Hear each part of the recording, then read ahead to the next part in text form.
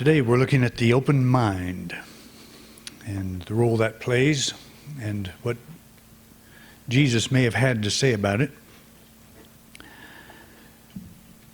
And one thing I think about that to me makes perfect sense now, I've been kind of contemplating this idea for quite a while, but I said last Sunday that many scholars believe that the Gospel of John was not the product of an individual author, but the product of a school of thought, and that it was compiled because it is so different from Matthew, Mark, and Luke.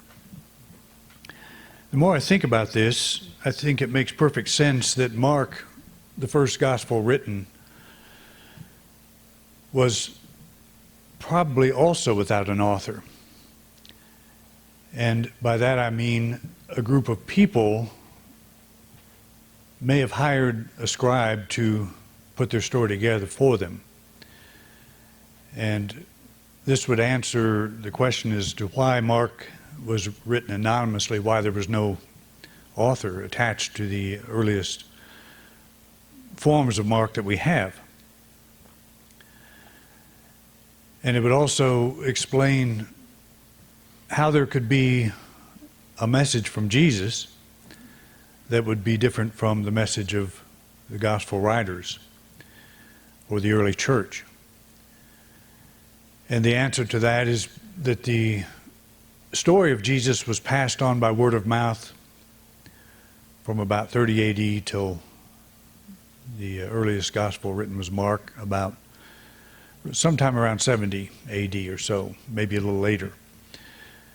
There's debate on that. Some say 65, but I think more scholars are looking at the date of 70 now. The city of Jerusalem was sacked and burned to the ground the year 70 AD, and some of the prophetic statements coming from Jesus or assigned to Jesus probably had already happened in terms of the no stone being left unturned, and the great stones of the temple being thrown down, and all of this. It was probably written after the fact.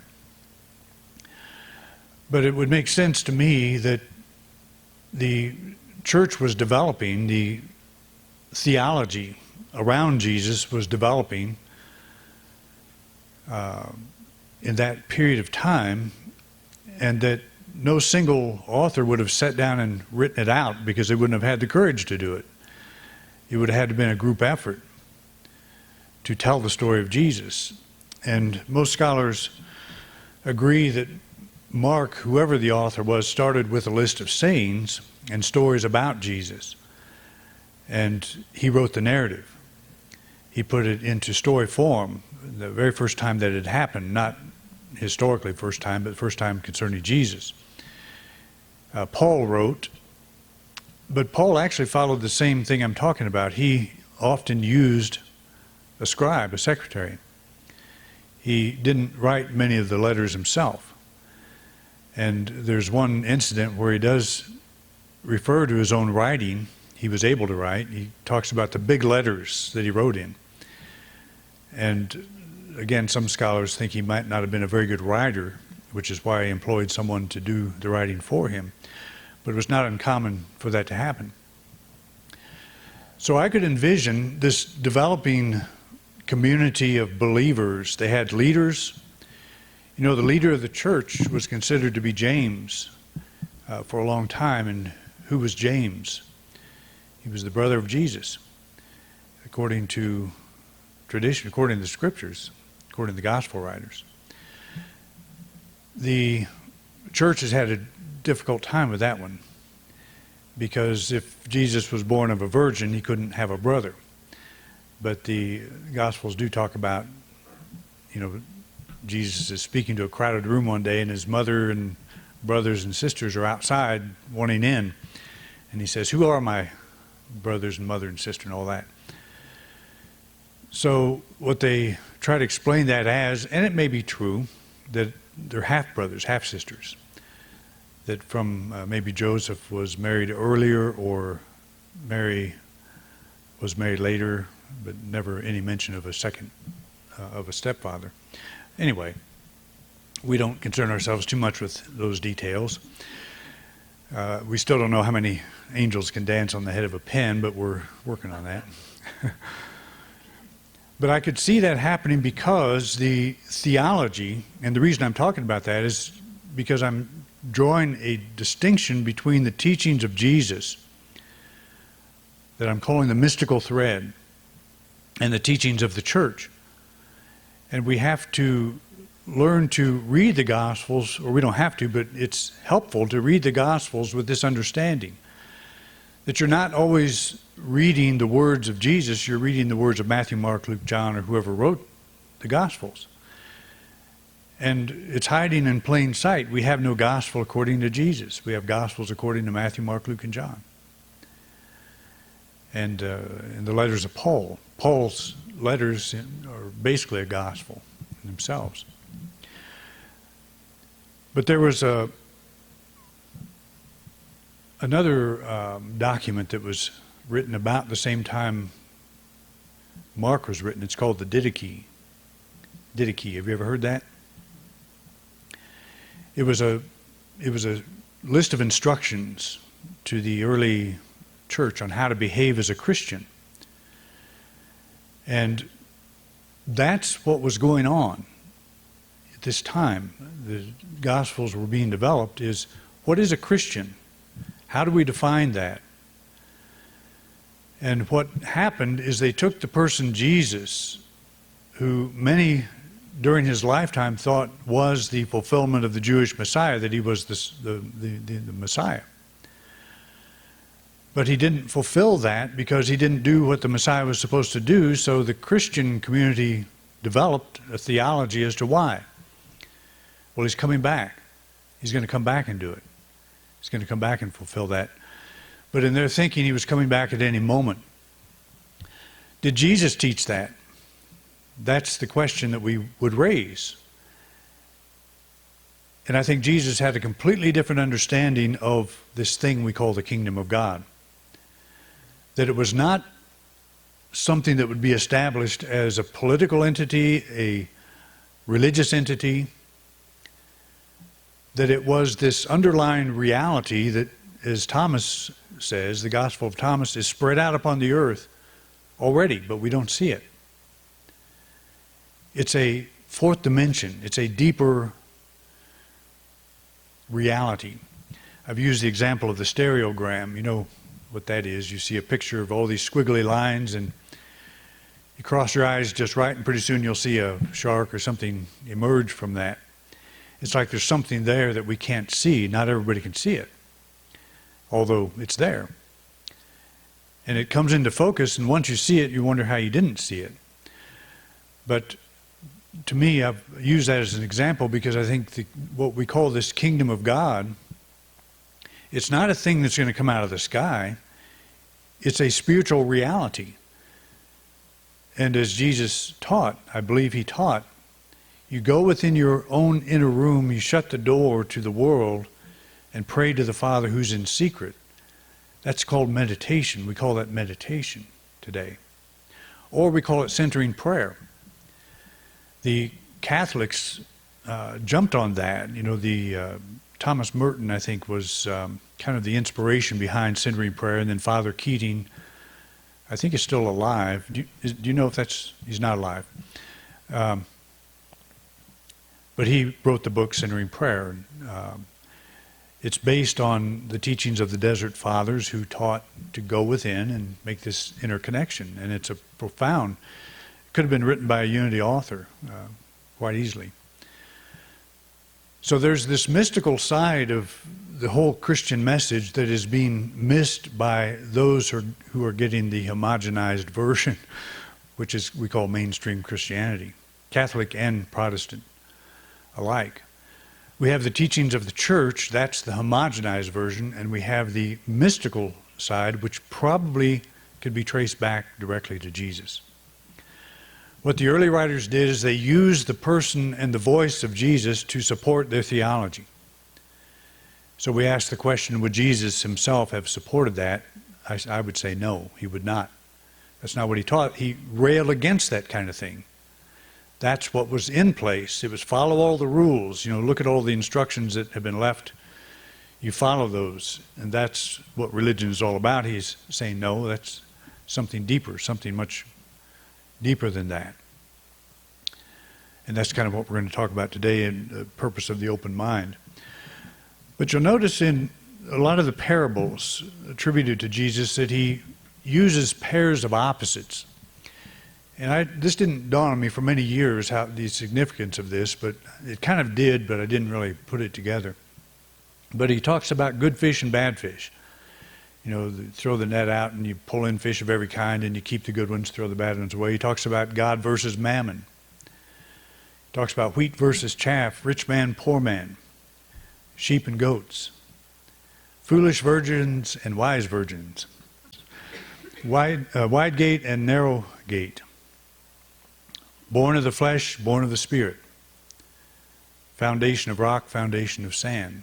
These pairs of opposites, always balancing one against the other. One's usually good, one's usually not so good.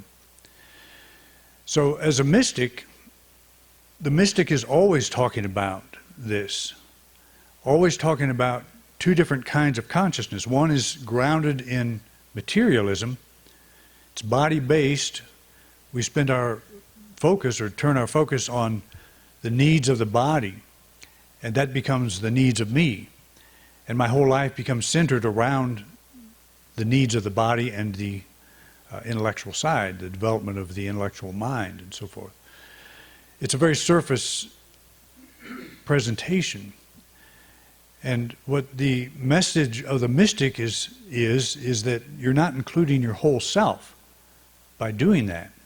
There's a whole other dimension of you that you're not taking into account. It's the spiritual dimension. And so the lessons are always pitting one state of consciousness against another to make a point. You know, Jesus talked to Nicodemus about the need to be born again. Be born of the Spirit, to be born of the flesh. There's that opposing ideas again. You'll see that throughout the whole teachings. Did Matthew, Mark, Luke, and John get what that was about? They would tend to put those types of sayings into the context of the Christian and otherwise, you know, the good people and the bad people. You know, the Essenes, they talked about the children of light versus the children of darkness. They believed they were the children of light, of course. And the day would come when they would overthrow, literally, militarily, the children of darkness. So when all this stuff was going on in Jerusalem, they decided to go out and wipe out the Romans, and the Romans annihilated them. They took them out. So they may have been children of light, but they weren't too good at on the battlefield, I guess. So the parable we want to focus on today is one that you're all familiar with. And I rewrote this. I'm paraphrasing to make it easier to say, you know, it's all the same idea, but I mean, that's what a lot of Bible translations are. You do not use old wineskin to store new wine. The fermenting new wine will cause the old wineskin to burst, as it is already stretched to its limit. Use new wineskins for new wine.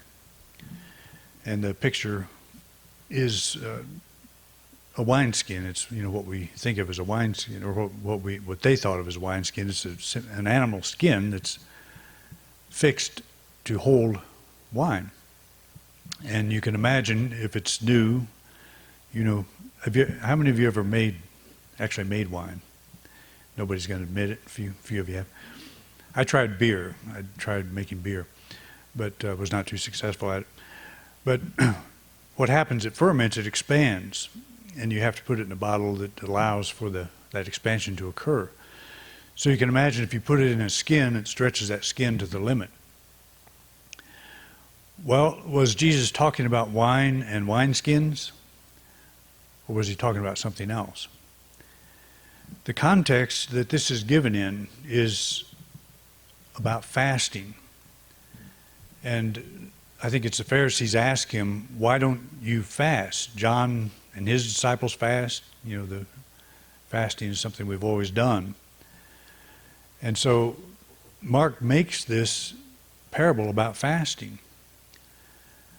But I don't think Jesus did, because he talks about fasting elsewhere. He says, he explains that fasting is not it's not what goes into your mouth that defiles you, but what comes out.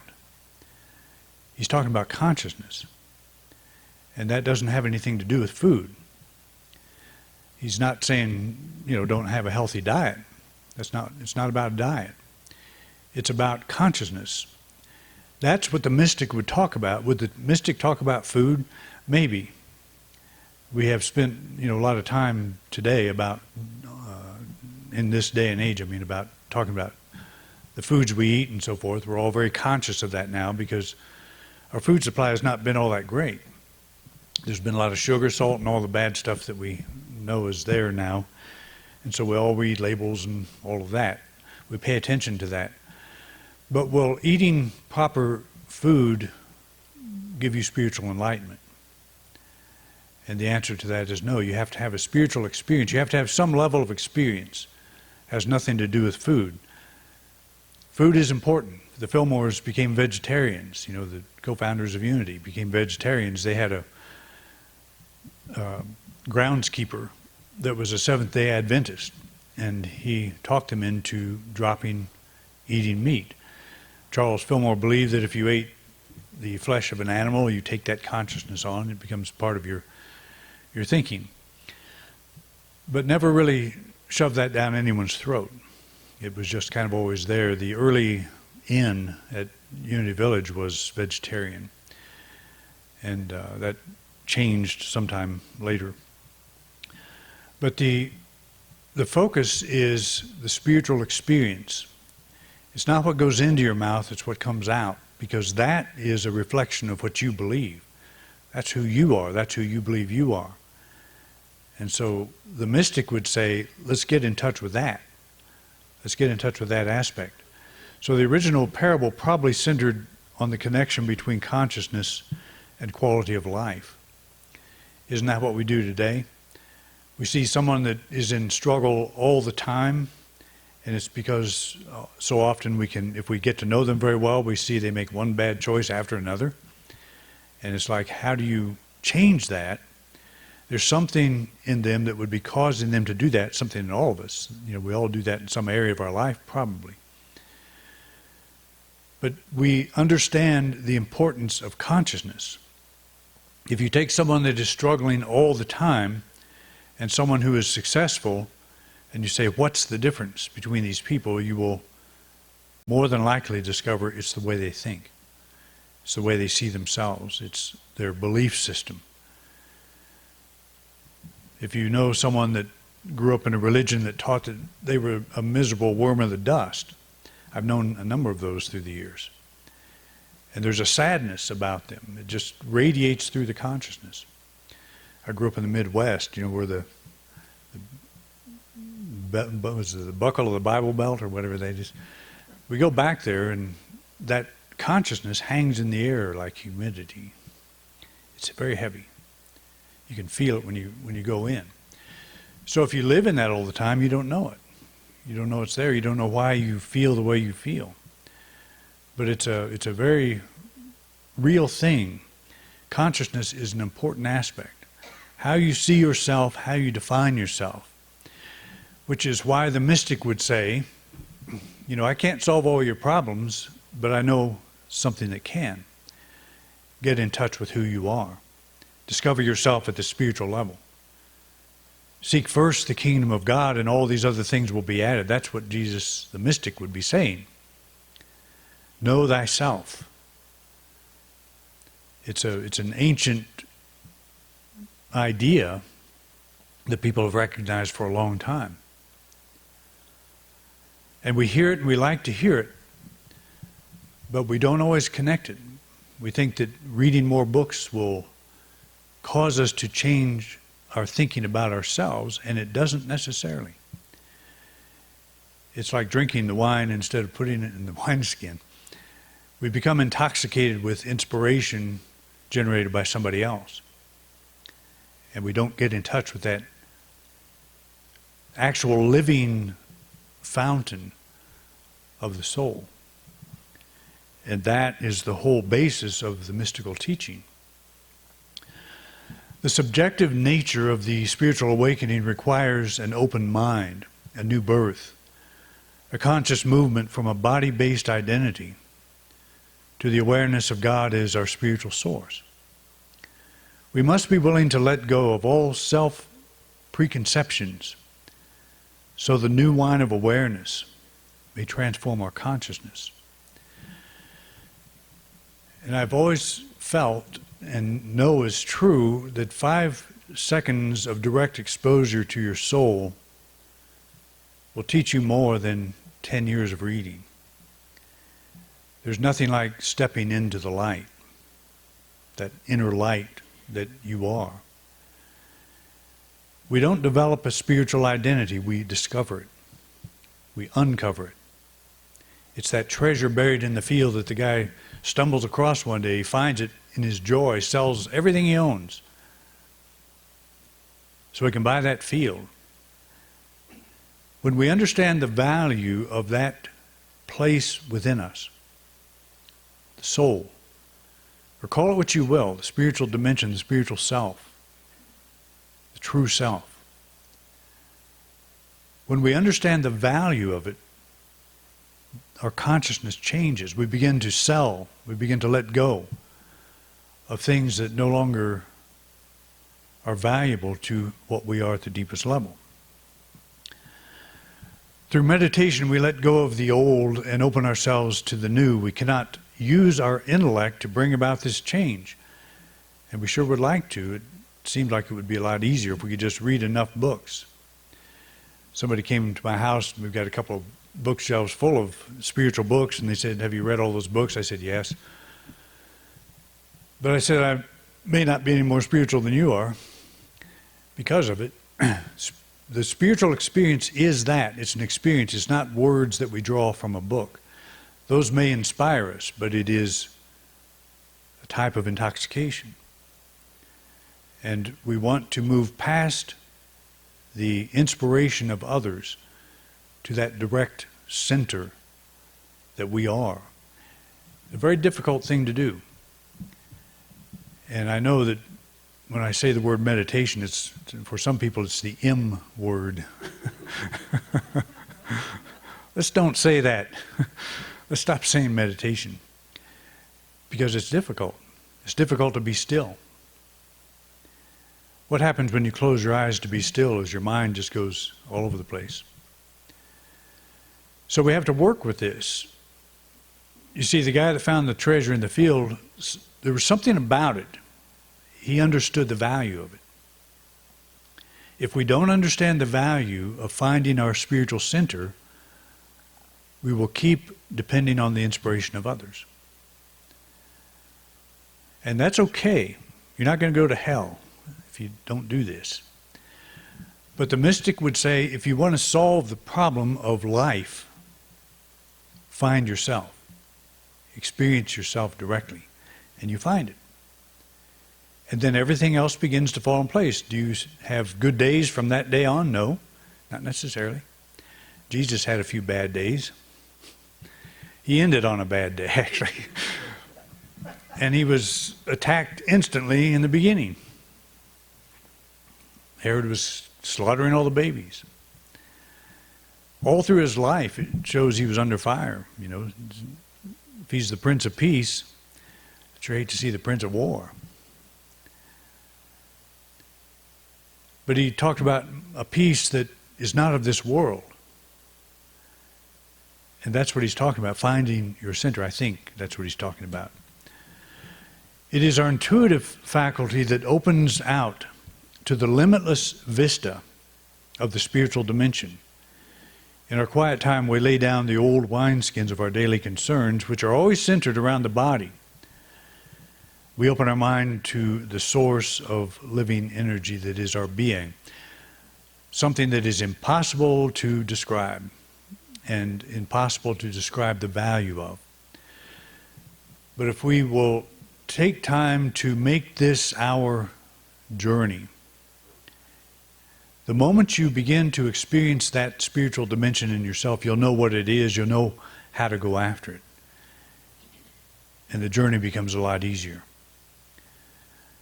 I know that I attempted meditation for at least 2 years before anything began to happen. And when it did begin to happen, when my mind began to open, it was very brief, very subtle, nothing at all like I thought the kingdom of God ought to look like.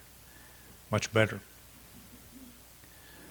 And that's one of the problems. We're looking for a preconception. We're looking for something that is in the intellect, something we've invented, or something somebody has invented and passed on to us.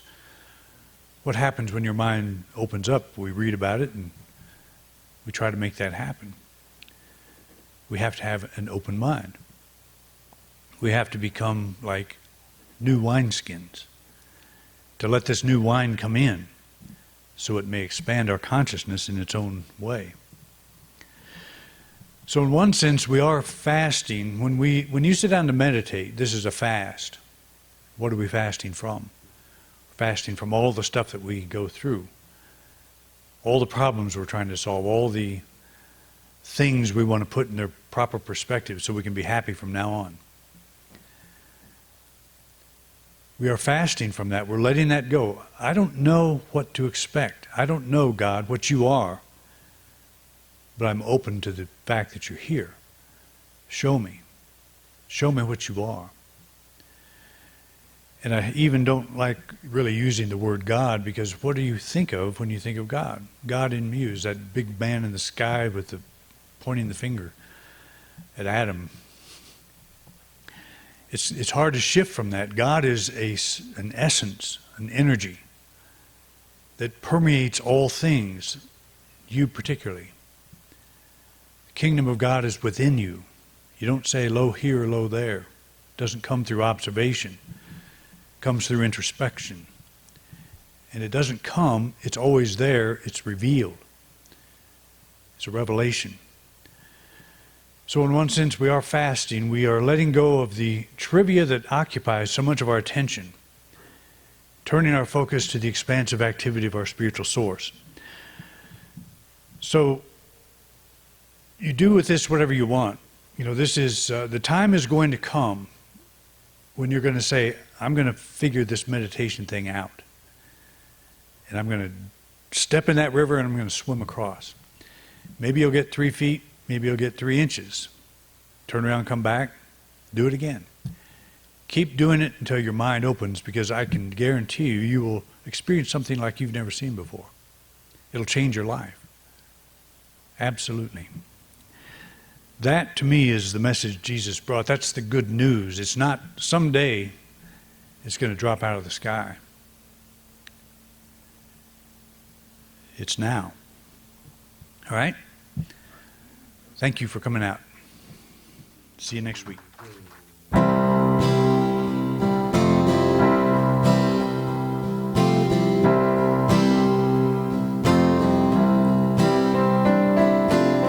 I sit alone, my thoughts are clear, thinking about yet another year. It's the same song with another verse.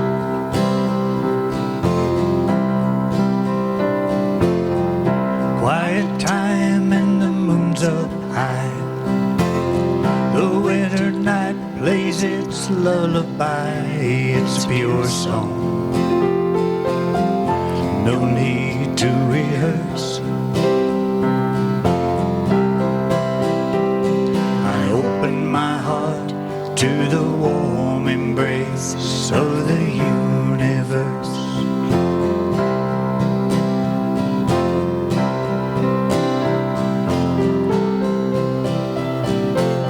My soul is speaking, but it isn't clear. So busy trying to get away from here, we take our chances, for better or worse. This earthly life you can never tell.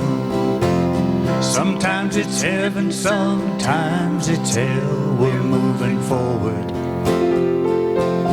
or running falling rivers.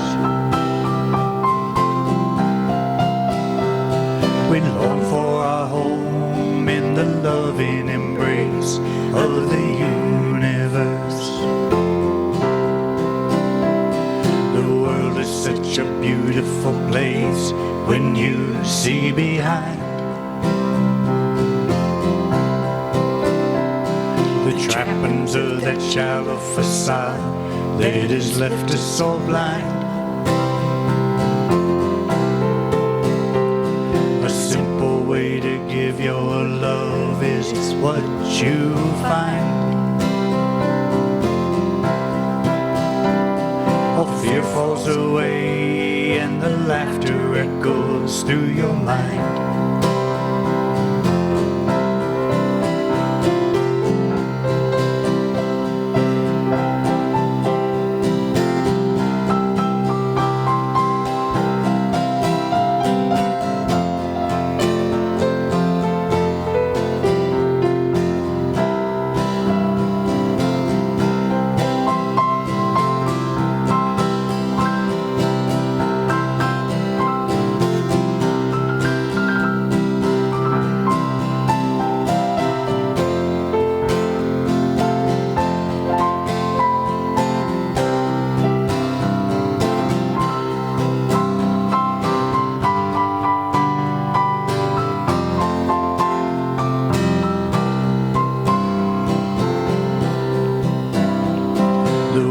Such a beautiful place when you see behind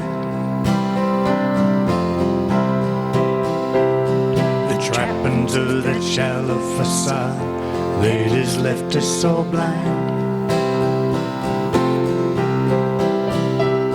A simple way to give your love is what you find.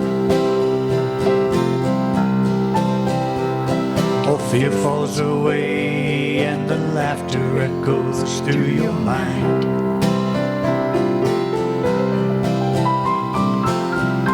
Looking backward we can really see that we've been running through eternity. We miss the flowers along this path we traverse.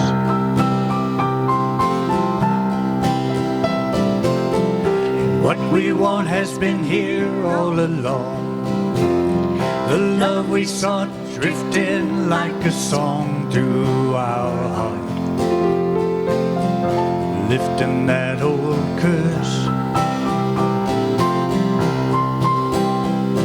We're trusting our soul to the loving embrace of the universe. We're trusting our soul to the loving embrace of the universe.